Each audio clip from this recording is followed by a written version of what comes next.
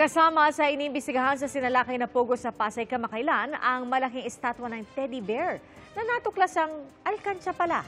Lumutang din ang ilang Chinese national na ibinenta raw sa pogo at isa sa kanila nagkautang sa kasino. Saksi si Salima Refran.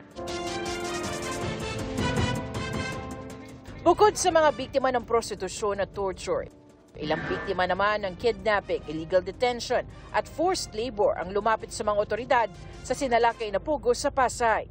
Ang mga Chinese nationals na ito, ibinenta raw sa pogo sa halagang ₱250,000. Isa dahil nagkautang sa kasino. Ang isa naman, inoferan raw ng trabaho pero nagulat na lang na may pagkakautang na pala. They actually force him if he's not cooperate with the Chinese national, then they will beat him. 哪一年说呀？ 把你所有的经历 After he was sold here, and then the person in charge told him that he need to pay back 500,000, and then this 500,000 will be deducted from his salary. May banta ng pananakit kung magsusumbong o magtangkang tumakas. Ang isa, hindi pa raw ulit nakikita ang asawang Pilipina at magdadalawang taong gulang na anak mula nang ipasok sa pogo. This is an act promoting trafficking in person.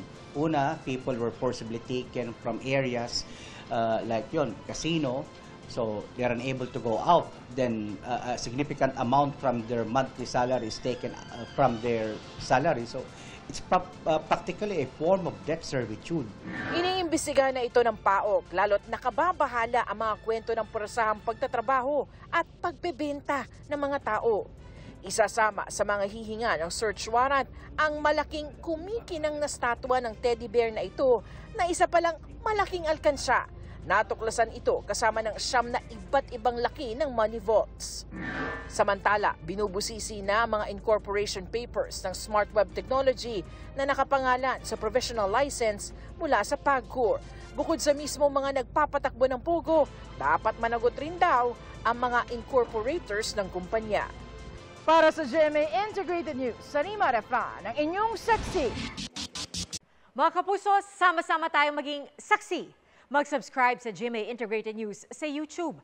Para sa mga kapuso abroad, samahan niyo kami sa GMA Pinoy TV at sa www.gmanews.tv.